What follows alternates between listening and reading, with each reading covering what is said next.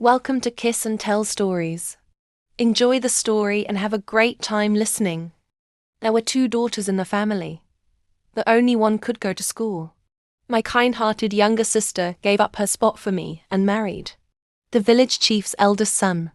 In the freezing winter, I rode an old bicycle to school wearing a worn-out coat, while my sister was dressed in a bright red wedding gown, carried off to the only two-story house in the village. After graduating high school, I worked at construction sites to earn money for my tuition. Meanwhile, my sister, now heavily pregnant, arrogantly bragged, "Sis, no matter how much you study, it's not as good as marrying a good man like I did."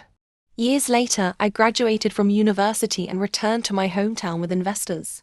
The village chief warmly welcomed us, hoping to get more compensation from the resettlement project.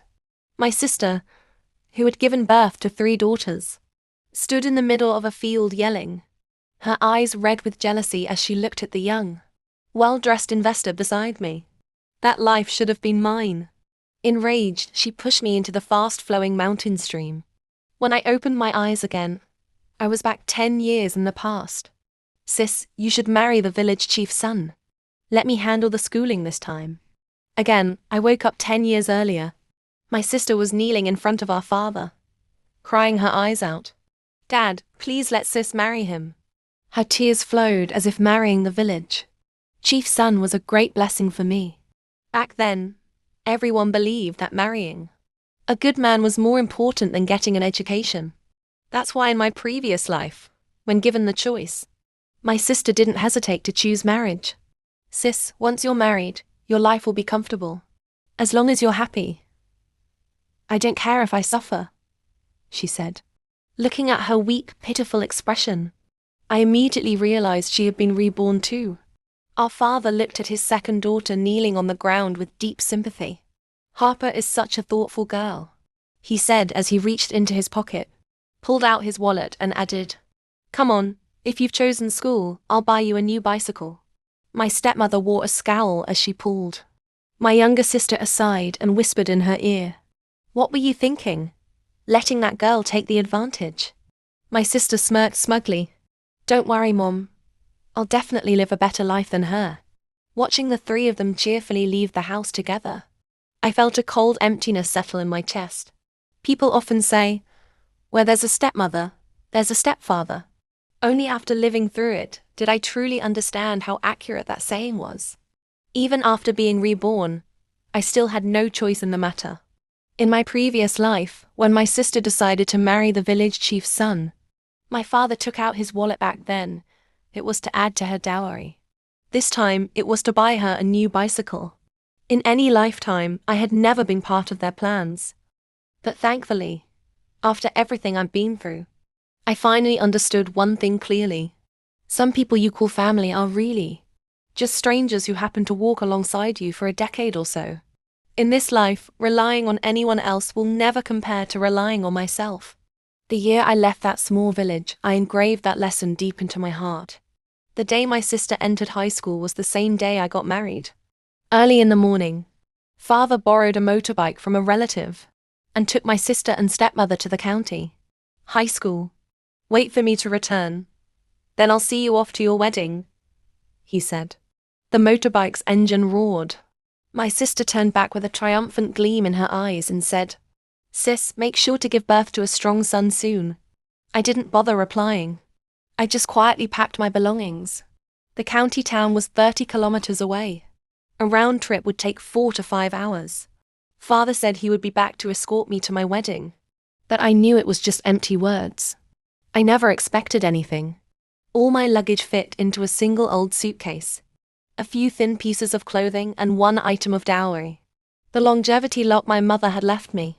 She had given it to me before passing away at an early age. I often dreamt of my childhood, of myself chasing after her, trying to fasten the lock around her neck. But like me, she was incredibly stubborn and never let me put it on. I slipped into the wedding dress brought by the matchmaker and gently ran my fingers over the embroidered mandarin ducks. My thoughts drifted to the fate my sister met in her last life. The village chief's family was the wealthiest in town, and everyone dreamed of marrying their daughters into that household. First, Marrying into the village chief's family meant receiving a generous dowry.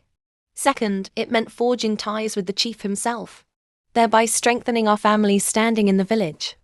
Ironically, the village chief had only one son, Liam Johnson.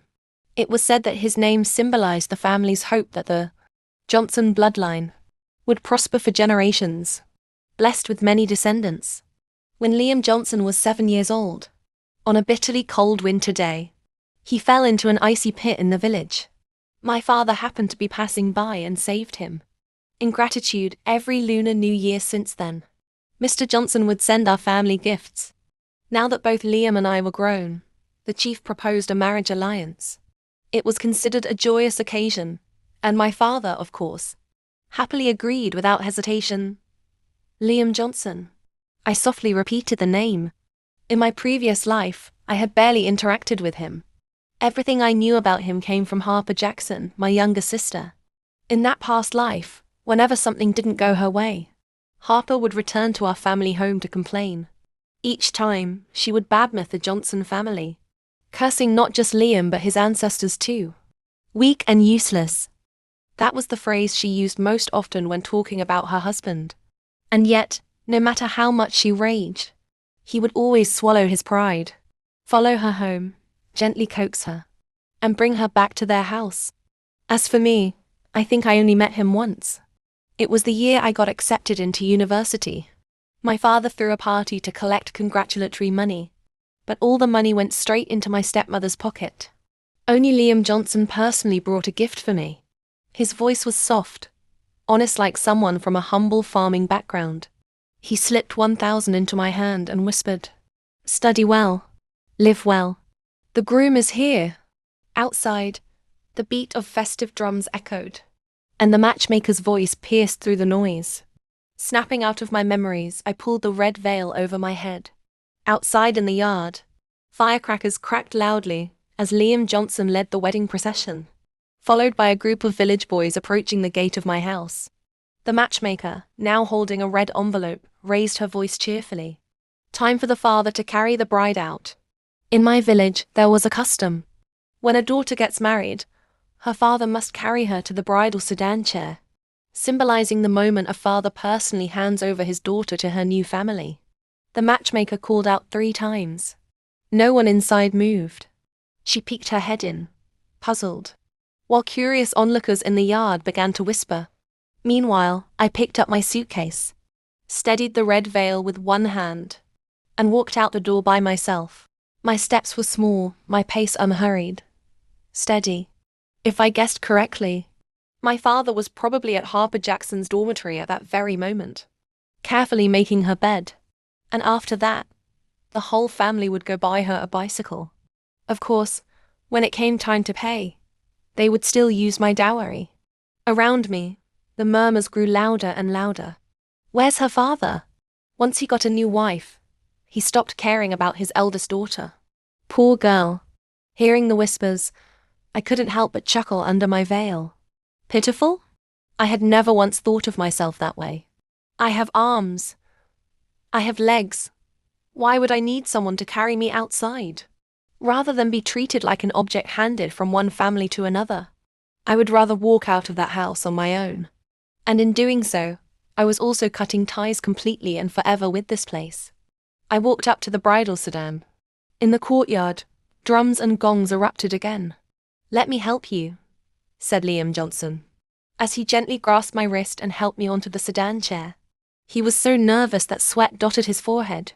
Even after we sat down, he kept a distance of nearly half a meter between us. Looking at his honest and humble demeanor, I just couldn't associate him with the heartless man that Harper Jackson had described. The wedding ceremony was simple. After the procession came the formal bows and the banquet. In the blink of an eye, night had fallen. The bridal room was on the second floor of the Johnson household. It had been decorated in a modern city style, sleek and tasteful. Liam Johnson and I sat at the edge of the bed, both of us visibly awkward. I was nervous, but he was even more so. Scooting a little closer, I cautiously suggested, "Maybe we should get to know each other first. We can leave everything else for later." He pressed his lips together, smiled, and nodded. All right. Seeing his face flush deep red, I couldn't help but reach out and take his hand. Come on, lift my veil. Otherwise, all I see is red. As soon as the veil was lifted, his face grew even redder. The shy tension between us was suddenly shattered by the roar of a motorcycle engine. My father and stepmother are here, I muttered, glancing at the digital clock on the wall. It was already past 8 p.m., wanting to give us newlyweds some privacy. My in-laws had retired to their room before 7 p.m. But now, thanks to that loud engine, the entire house had probably been woken up. As soon as he saw me, my father rushed over and grabbed my hand, his eyes brimming with tears. Sophia, he choked. You're married now. It breaks my heart. When a daughter gets married, it's like water poured out, you can't take it back. Your husband's family has sons. How could they possibly understand this kind of feeling? Before my in-laws could even say a word, my stepmother quickly jumped in and played her part. Sophia, she said sweetly, your father rode 3 hours just to visit you today. I let out a soft chuckle. 3 hours? Wasn't that because you took Harper Jackson to her new school? Our houses are only 3 alleys and 2 turns apart. Liam Johnson, ever so honest, added kindly. Uncle Jackson, she can still visit home often after marriage. My father instantly became agitated. She's now your daughter-in-law. It's not appropriate for her to keep running back to her birth family. At that moment, it became clear to me they were only here tonight to collect the wedding red envelopes and solidify their new titles. I quickly steadied my father and smiled. What are you talking about, Dad? We're still one family. I just gained another set of parents, that's all. Then I turned and pulled on my father-in-law's hand. Isn't that right, Dad? He quickly nodded. My mother-in-law stood beside him, looking like someone hard to please, her expression sour, eyes rolling up in silent contempt. We're all family, no need to be so formal. Dad, by the way, when are you planning to return the dowry money? At the mention of the dowry, my father's expression changed immediately. Even my mother-in-law looked surprised. Wasn't the dowry money with you? She asked. I nodded and turned to grab Liam Johnson by the arm, scolding playfully. Husband, you really don't know how to handle things properly. Hurry and call them Mom and Dad already. They haven't even given you your wedding gift money yet. Our bickering drew the attention of nearby neighbors, who came over to see what was going on. With no other choice, my father reluctantly pulled out 200. My stepmother dragged him away, both of their faces pale and embarrassed. Just before they left, I didn't forget to call out. Don't forget to return the dowry money to me, all right?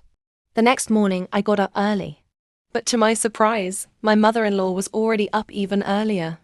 While she stepped out for a while, I took the chance to clean up the leftover mess from the wedding. Yesterday, after everything settled down, I cleaned the house from top to bottom, inside and out. Then, I even prepared a hearty breakfast. In my past life, when Harper Jackson married into the Johnson family, she was spoiled beyond belief. Every time I saw her during that period, she was glowing with happiness. Whenever she visited our birth home, the first thing she did was brag about how much the Johnsons cherished her, and of course, she never forgot to mock me in a few snide remarks. I never argued back. In this world, no affection is truly unconditional, not even from my own father. After marrying my stepmother, he turned a blind eye to me. All the suffering I endured, he pretended not to see. That's why I've always remembered one thing. People respect and love you only because you still have value. Later, when my sister gave birth to 3 daughters in a row, there was not a single person around to take care of her during postpartum confinement. Seeing the breakfast spread laid out perfectly, I called Liam Johnson and my father-in-law down to eat. My mother-in-law hadn't arrived yet, so I didn't start. I simply sat and waited. After doing all this, I figured there wasn't much left for her to pick on. Noticing that I hadn't touched my food, Liam Johnson put his chopsticks down too. I'll wait and eat with you. This man, he's both simple-minded and stubborn. I saw it clearly last night. Even though my father-in-law was the village chief, the true authority in the Johnson household was my mother-in-law. Her name was Sarah, and she was infamous for being sharp-tongued and domineering. If I wanted to live peacefully in this house, I'd have to win her over first. It wasn't until the food had gone cold that she finally showed up. I quickly reheated the dishes and brought them back to the table. "Do you usually do this much work at home too?" she asked, eyes narrowed. I nodded. "I'm pretty handy," I replied. "Not like my pampered younger sister." She set her chopsticks down, reached into her purse, and pulled out 8 thick stacks of cash. Turns out, she'd gone out early that morning to retrieve the dowry money for me. My eyes lit up at the sight of it. Inside, I was thrilled I'd finally have some capital to start my own business.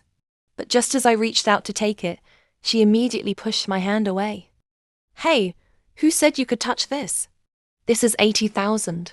I'm keeping 60, and the other 20 is going back to your parents." She took out another stack of money and divided it in half. "This portion is for you.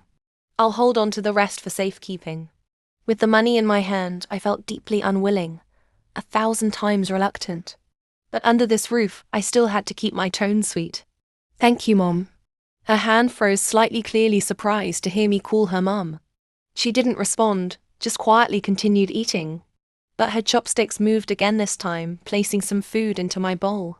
"From now on, don't do so much housework.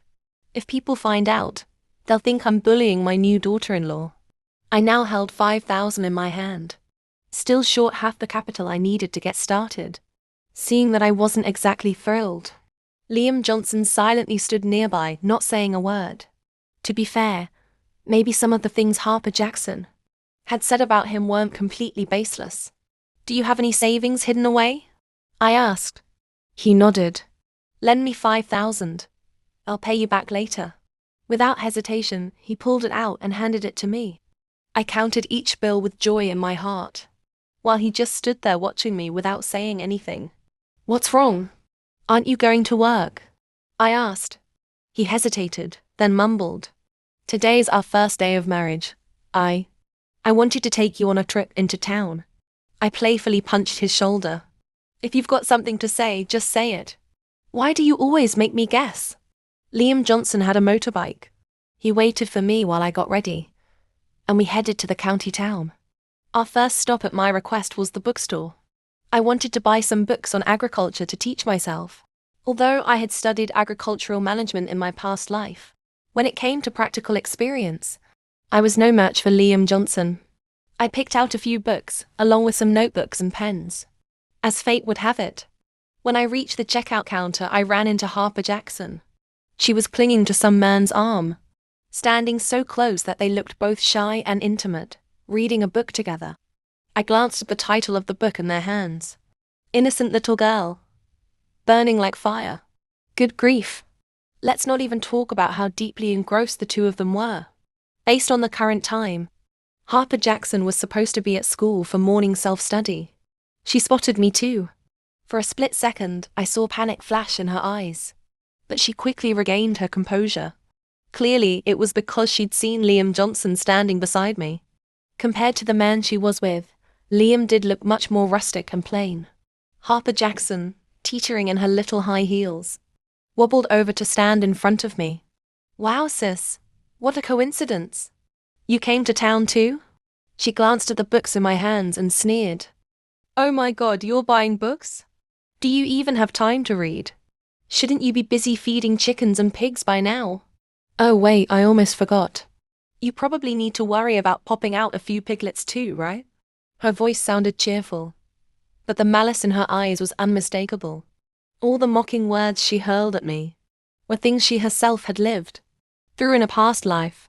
Back then, our mother-in-law had also helped her retrieve the bride price. But because of my stepmother's instigation, she believed our mother-in-law wanted to take the money for herself. So she snuck into the room of my in-laws and stole the entire bride price. Not only that, she also swiped a family heirloom that belonged to our mother-in-law. From then on, rumors about her ran wild in the village. Her life in the Johnson household quickly went downhill. Aside from managing to give birth to a son, she had no other way to protect her place in that family. To keep up appearances, she had 3 kids in a row and suffered 2 miscarriages. Behind her back, the women in the village mocked. "She breeds faster than a sow." In this life, She assumed I'd follow the same tragic path. But I've always believed that fate isn't set in stone. There's more than one way forward. Little sister, I said sincerely, you can't get into college just by doing nothing. If you don't study, you won't pass. She scoffed, clearly not listening. What do you know? This is my boyfriend. He's the son of the bureau chief. I glanced at the man beside her, someone I knew all too well. In my past life, he once pursued me too. But aside from his flashy title, he was nothing more than a playboy. I rejected him outright back then, which embarrassed him badly. After that, his entire clique made my life hell. The teachers turned a blind eye. I had to fight tooth and nail just to survive. The more unhinged I became, the less they dared to touch me. This guy had countless girlfriends. One schoolgirl even had an abortion because of him. But in the end, he used his college admission status to migrate abroad, got into a prestigious university, and vanished without a trace, leaving all the mess behind. I never imagined that even after being reborn, Harper Jackson still hadn't learned a thing. Relying on a man will never get you anywhere. She sneered, tugging on the man's sleeve. That's my sister. Just some countryside bumpkin, that's all. She introduced me to the guy, and he squinted at me with interest. Pretty cute. I've never tried someone with that sweet, innocent look before. I replied flatly. I've seen plenty of scum like you before. Before he could say anything, Harper Jackson snapped and swung her hand to slap me. Who do you think you are to talk to my boyfriend like that? But before her slap could land, Liam Johnson caught her wrist. Hitting people is wrong, he said calmly, taking advantage of the moment before she could react. I swung my own hand and delivered a loud, crisp slap, smack. Little sister, don't mess with me again. Let me give you one piece of advice. Your fate is in your hands, not written in the stars. The second half of that sentence I didn't bother saying out loud. Harper Jackson was so angry she stomped her feet in frustration. But in front of the bureau chief's son, she had to keep up her act meek and innocent. In the end, all she could do was stand there and watch helplessly as I walked away, completely unbothered. Liam Johnson took me shopping for some daily necessities. We passed by a clothing store, and I hopped off the bike to pick out a few outfits for both of us. Each of us got one set and they looked great. After he changed into the new clothes, his whole vibe brightened. Sophia, thanks. You really didn't have to buy such expensive clothes for me. It's nothing. It's your money anyway. When we got home, I spent the next 2 days finishing all the agricultural books I bought. Then I started heading out to the fields to inspect the land. The Johnson family didn't just have a large house. They had a decent amount of farmland too. The problem was, they weren't using it efficiently. Just a few simple vegetables and fruit trees were growing. I asked Liam Johnson to take me to the fields. To my surprise, this year's crop of vegetables looked amazing. I picked a few, stored them carefully, and then we took them to the county market to test sell. The results exceeded expectations. They sold out incredibly fast. It gave me even more confidence in my plans. I used to think Liam was just lazy, working a factory job and spending his days loitering around the fields. But I was wrong. He genuinely loved the land. Standing in the middle of the fields, he spoke passionately, explaining different cultivation methods to me. The usual awkward and quiet side of him disappeared completely. I know exactly when this soil needs watering and when it needs tilling. Sophia, the truth is, I can also tell when you're happy or not. It's just that I don't know how to say it, he said. I was too focused on observing the soil composition to respond to his last sentence. It's good that you know farming. We can work together on this, I replied. After surveying the land, I decided to experiment with greenhouse farming, half for organic vegetables and half for strawberries. I ordered a batch of bamboo tarps and steel frames. The materials were delivered directly to the edge of the fields. To save on costs, I hired a few villagers to help set up the greenhouse. I was so busy working in the fields I barely had time to eat. 3 times a day, my mother-in-law brought me meals. She didn't understand what I was doing, but she didn't ask either. Just as we finished setting up the greenhouse and I was stepping out of the field, I ran into my little sister. She had just returned to the village on a break from school, arriving in a car. My stepmother, beaming like a human loudspeaker, bragged to the whole neighborhood. My daughter rides in a car, you know? Harper's boyfriend is the mayor's son. Who else is as lucky as she is? Covered in mud. I looked up just in time to see Harper Jackson, lowering her car window and removing her sunglasses. Sophia Jackson, my fate will always be better than yours. No matter what you do, you'll never escape this tiny little village, she sneered. Her gaze was cold and full of spite, as if the tragic fate she suffered in a past life had been my fault. The man next to her was someone I didn't recognize clearly, a new guy. He glanced at the greenhouse I had just built and clicked his tongue. Pretty modern. I saw something like this on TV once. People make a ton of money from it. The moment Harper heard the word money, a sharp glint flashed in her eyes. Without hesitation, she lunged into the driver's seat and slammed her foot on the gas. The car shot forward, plowing straight into the field. In an instant, the greenhouse I had just built collapsed. I hadn't expected her to go this crazy. Was she really that terrified of me living a better life than her? The car spun in the field twice before speeding off. Furious and trembling, I grabbed a hoe and stormed straight back home. Harper Jackson's mother was sitting in the yard, sunbathing, while my father massaged her shoulders attentively. Poor girl, school must be exhausting, he said. I let out a cold laugh. True, she's probably busy every day seducing different men. The man sitting beside her had a tattooed arm. When he heard that, he shot to his feet and started shouting, raising a chair as if he was about to hurl it at me. How could you say that about your own sister? My stepmother cried, instantly throwing herself onto the ground and wailing as if the sky were falling. Within moments, curious neighbors began gathering around to watch the drama unfold. My father tried his best to calm everyone down. My little sister was fuming with rage. My stepmother screamed her head off. And I just stood there, shovel in hand. What a spectacular little performance this was. Without saying a word, I swung the shovel straight at Harper Jackson's backside. You dared to destroy my greenhouse?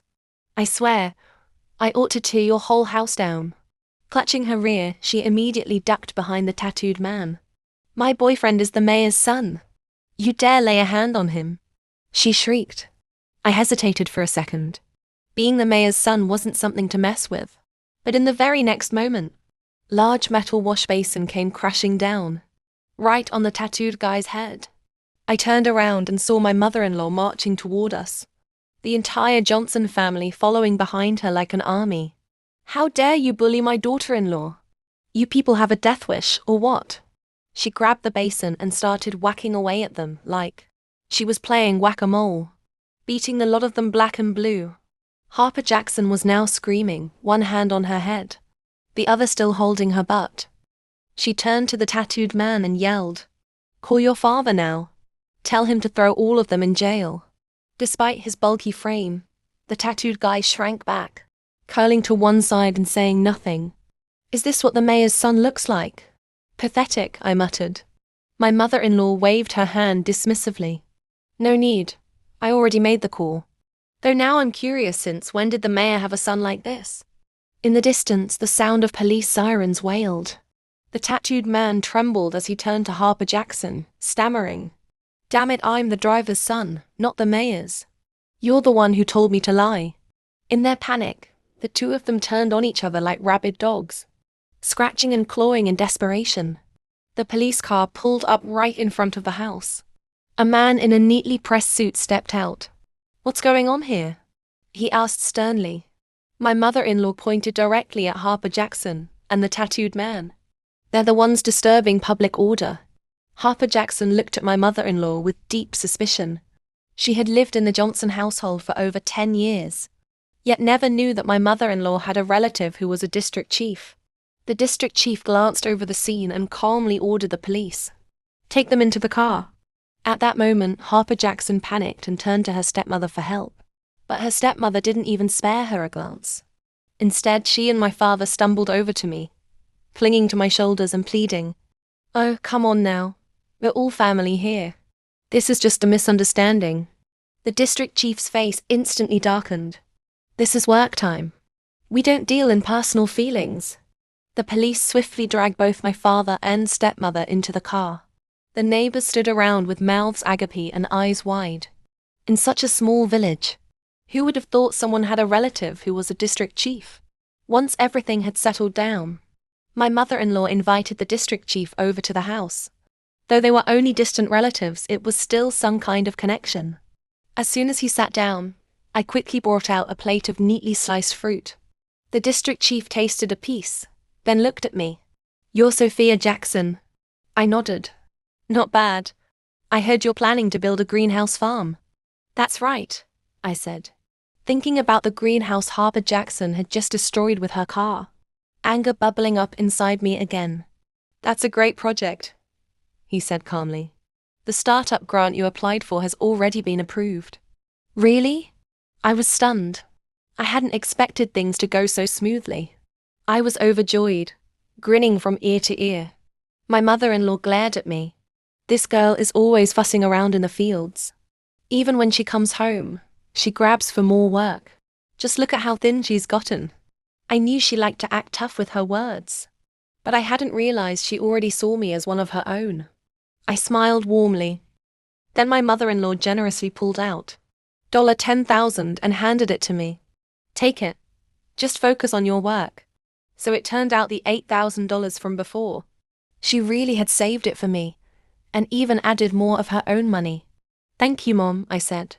My mother-in-law's eyes turned red. "Sophia, before you got married, you went through so much hardship. Back then, I was strict with you because I was afraid you'd turn out like your stepmother. When I was younger, I once saw a skinny little girl working in the fields with no adult in sight. I hadn't expected that during those bitter years, when even my biological father didn't care to look my way. There had been a distant neighbor quietly watching over me. No wonder every time she passed by, a few pieces of milk candy would mysteriously appear at the edge of my field. Back then, even a single piece of candy was a treasure to me." She wiped my tears and said, "From now on, just focus on doing what you want. Leave the small stuff to me and Liam." With the money she gave me and the government startup grant, I rebuilt the greenhouse from scratch. At the same time, I filed a lawsuit against Harper Jackson and the tattooed man. During the court session, my father stood up and shouted at me, "We're all family. Why do you have to go after your sister? You're both my daughters. Doing this is harming your own blood. You're heartless. Full of jealousy just because she's doing well." He was so angry that he spit as he yelled, his finger trembling as he pointed at me. Oh, so he did remember I was his daughter too. Then why, when my sister went off to school, did the whole family escort her? But when it was my turn, I had to ride an old bicycle by myself, the chain falling off 3 times on the way. Why was I the one planting peanuts in the fields while she watched TV at home? Why was the coldest, smallest room in the house always mine? These things he never once saw. I sat across from them, casually watching the drama unfold like I was watching a stranger go insane. The court hearing was fair. The tattooed man and Harper Jackson were ordered to fully compensate me for the cost of rebuilding the greenhouse. Since my sister was still under 18, she was temporarily held in a juvenile detention center. This time, I didn't return home alone. I came back with my mother-in-law, father-in-law, and Liam Johnson. We brought the court judgment back with smiles on our faces. The new greenhouse had already been rebuilt. To ensure safety, Liam Johnson even set up a small tent at the edge of the field, where he stayed overnight to watch over everything. The seeds had been sown for some time, and in the past few days, the temperature and humidity had been just right. The strawberries had begun to sprout, and the fast harvest vegetables would be ready for another planting cycle in just a few months. I learned how to ride a motorbike and started traveling daily to the town and district center. Farming wasn't enough. I needed to find markets for our produce. Since our fruits and vegetables were organic and chemical-free, I targeted high-end restaurants directly. In our district, only the wealthy cared about healthy eating. I successfully negotiated year-long supply contracts with 2 restaurants. With that, I had already recovered most of the initial investment. The feedback from the restaurants was overwhelmingly positive, and my reputation gradually spread. Part of the money I earned went back into investing in the farm. Part of it I shared as profits with my in-laws, and the rest I kept for myself. My mother-in-law, without the slightest hesitation, took the money with her usual line, "I'll hold on to this for you." Business was booming. I set my sights on the most prestigious restaurant in the city. If we could secure a contract with them, it would give us a stable and substantial income. I rode my motorbike straight to the restaurant. Before meeting the owner, I ordered a meal to sample their dishes. By coincidence, the table next to mine was especially loud. I turned my head instinctively, and there they were, Harper Jackson's family. "Mom, Dad, today I'm treating everyone to a meal here. Order whatever you like. Young Master Zhao is covering the bill today." Harper Jackson lifted her wine glass, looking every bit the sophisticated socialite. My eyes drifted downward and I noticed that her belly had started to show. "She's pregnant." At that moment, the restaurant owner approached me to discuss a potential partnership. The moment he appeared, all eyes in the room turned toward him. Harper Jackson, spotting him, immediately rushed over to curry favor. "Sir, on behalf of young Master Zhao, let me offer you a toast." The restaurant owner lightly waved her off. "Apologies, I have important business to attend to." Then he turned to me and extended his hand politely. "Ms. Ha, welcome to our restaurant." I returned the handshake with equal politeness. Behind us, Harper Jackson stood frozen, witnessing the whole scene with eyes wide in disbelief. Her? A dirt-digging vegetable grower, what skills could she possibly have? She muttered bitterly, then pretended to slip and splashed a glass of red wine all over me. "Oh no, I'm so sorry, my hand slipped." I didn't even bother reacting. From beginning to end, she always saw me as her rival, constantly fearing that I might outshine her. But me? All I ever cared about was money. I had no time to waste thinking about her. I turned to the owner and requested a private room to discuss business. Seeing my complete indifference, Harper Jackson lost her composure. She couldn't stand it when I wasn't angry. She rushed over, grabbed my arm and snapped, "Sophia Jackson, I'm the young madam of the Zhao family now. What right do you have to act smug in front of me? Are you even listening to me?" Because of her extreme dieting to please young Master Zhao, her grip was laughably weak. I simply applied a bit of force and easily shook her off. This is the 21st century. Being someone's young madam means nothing. Still unwilling to let it go, she leaned in close and whispered smugly, "Sophia Jackson, I'm pregnant. This life, you'll never catch up to me. The baby in my belly is a boy. He'll be the heir to the family. And you'll be stuck in that backwater village forever, never able to compare to me. How ridiculous. Who has time to compete with you?" I replied calmly. "Oh." My indifference drove Harper Jackson over the edge. She stormed off, desperate to find he for help. But after just a few steps, she let out a piercing scream and collapsed to the floor. She had slipped on the same patch of spilled red wine from earlier. Wine mixed with blood spread beneath her, so much so that it was impossible to tell where the wine ended and the blood began. An ambulance was called immediately. Because of her prolonged dieting, her body was already malnourished. This fall meant she couldn't keep the baby. When he finally strolled in, he said just one cold, heartless sentence: "If you lost the baby, then don't bother coming to me again." I signed a contract extension with the restaurant owner, and at the same time, I made a request for his restaurant to help promote my pick-your-own strawberry garden while managing my organic vegetable business. I also began developing an agritourism model in the village. Several households had left for work in other cities, so I rented their homes. After some simple renovations, I turned those houses into homestays and rural tourist spots. Though my village is remote, it's surrounded by mountains and rivers, making it an ideal location for tourism. With private cars becoming increasingly common, more and more city dwellers are looking to escape to the mountains for fresh air. In addition, schools began organizing field trips here, and more art students came to paint the natural landscapes. The existing homestays quickly became fully booked. The villagers, seeing how much money I was making, grew envious and began copying me. But they didn't understand business, nor did they know the expectations of city tourists. I let them be. After a few days of frustration, they eventually came to me for help on their own. People in the village no longer referred to me as the Johnson family's daughter-in-law, but instead respectfully called me Boss Her, just as my mother-in-law had instructed them to. She always acknowledged my capabilities. I took care of everything outside the home, while she managed everything inside. Sometimes I couldn't help but marvel, so this is the life men dream of. A wife, children and a warm home. It really wasn't bad at all. I didn't rent out all the houses from the aunties in the village. Instead, I hired them to work in my company.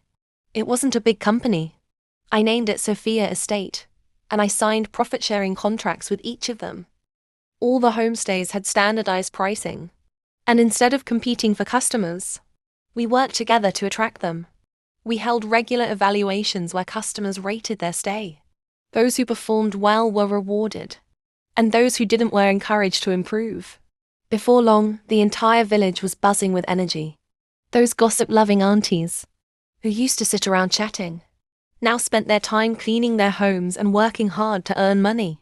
The hot topic in the village was no longer about whether someone gave birth to a boy or a girl, but instead how to attract more tourists and what local dishes to serve. This land was no longer a man's world. The women, who had toiled their entire lives with little recognition, were now reclaiming their power. As for me, I got even busier. I bought a car and started traveling all over for work. When my stepmother saw how much money I was making, she dragged my biological father all the way to my doorstep. They came in, crying and holding a bag of corn cakes. "My daughter, you've gotten so skinny," my stepmother said, hugging me tightly as soon as she entered.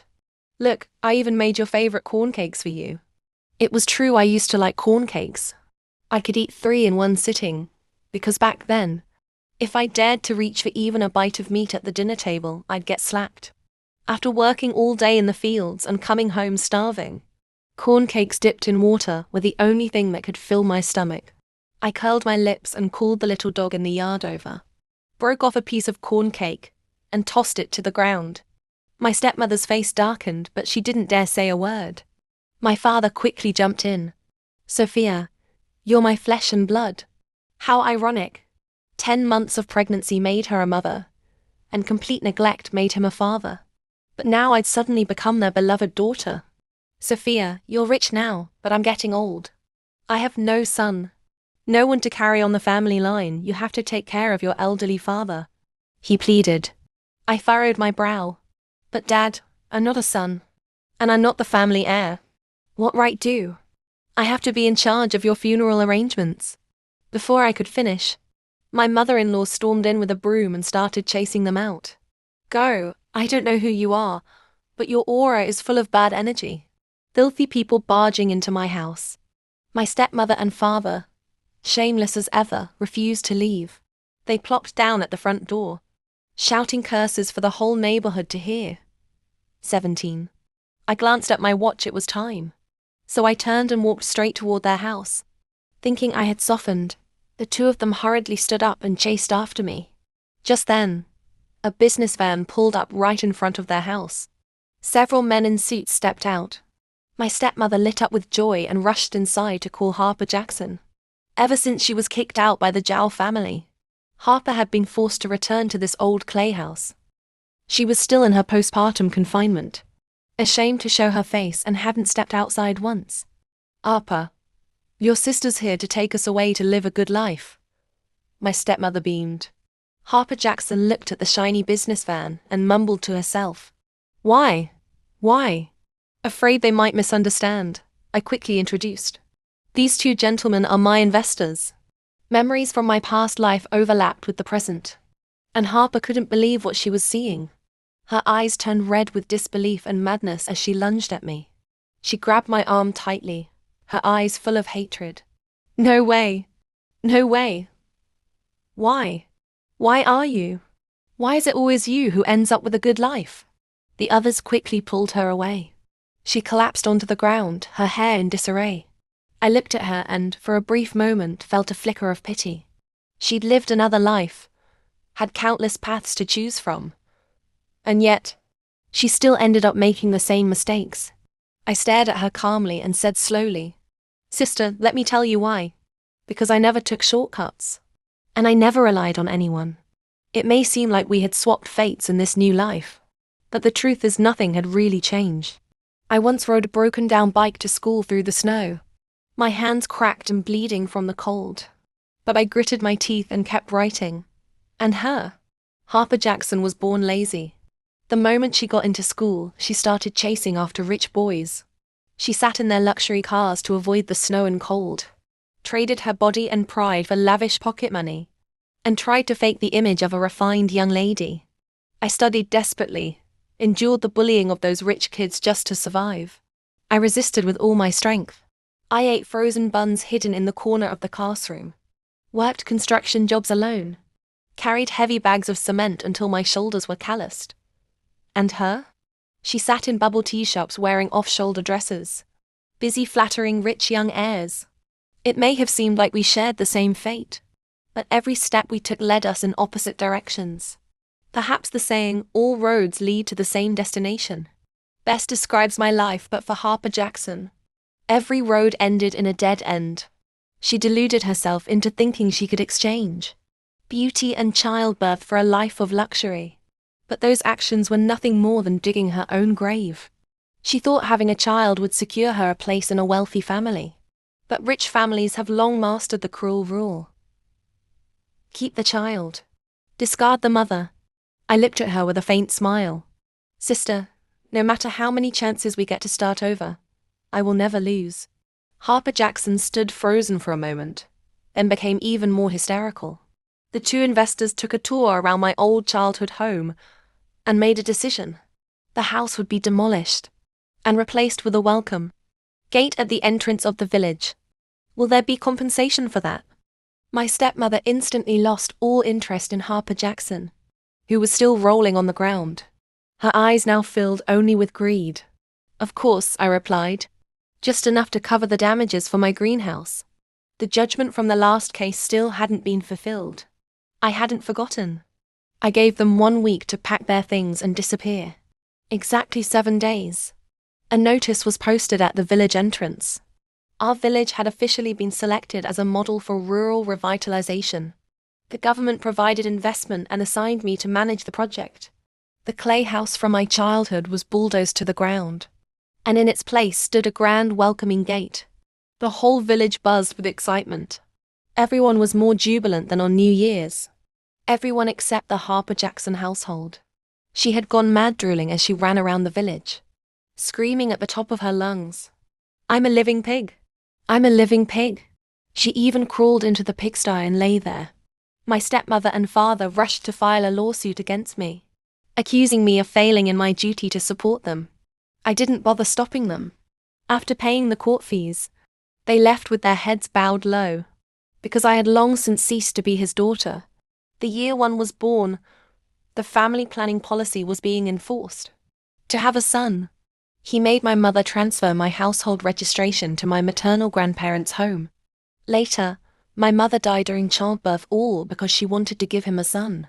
From that moment on, I no longer considered him my father. They lost their home and had to return to my stepmother's hometown. I heard that on the way, the two of them got into an argument and abandoned Harper Jackson in the desert because he was too troublesome, ate a lot and was too lazy to walk. I don't know what happened to him after that, nor do I care.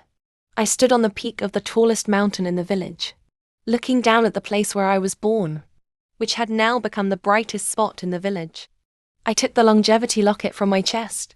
"Mum, you must be watching over me from afar. In this life, I will live long, live well, and continue to grow stronger." When it came time to change the village management, the villagers voted for me to be the village head.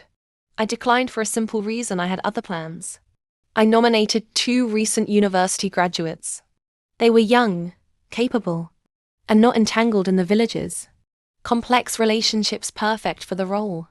Rumors spread in the village that I was preparing to get pregnant. Every morning I went jogging, and the villagers said it was how city people prepare to conceive. 2 days later, my mother-in-law joined me in jogging, carrying a large metal basin in her hand. Anyone who dared to gossip got whacked with it immediately. If she came across someone particularly shameless, she'd bluntly say, "What? You think my family's so good you're desperate to reincarnate here?" That one sentence silenced the entire village. No one dared say another word. After handing over my duties at the tourist area, I packed my things and left home. I was born on this land. It once brought me pain, but it also gave me warmth. Now that I had poured my heart into it, I wanted to move on to a bigger world. I enrolled in an adult university program and planned to go abroad to see the world and discover more wonderful things. The day I left, the whole village came to see me off. Everyone was teary-eyed, especially my mother-in-law. I waved to them, saying, "Mom, don't cry. I'll come back and visit often." She sniffled and replied, "Okay, next time you come back, I'll have my passport ready and go with you." It wasn't until I got to the airport that I realized Liam Johnson hadn't come to see me off. Still, a married couple no matter what shares a kind of fate. Just before boarding, he suddenly showed up, carrying a bunch of bags. Sophia, behind every successful woman, there's always a gentle man. As the plane took off, the village I was born in grew smaller and smaller. But I knew a new chapter in my life was beginning. A promising future was waiting for me ahead. Thank you all for listening. Don't forget to hit the like button and subscribe to hear more great stories as soon as they're released.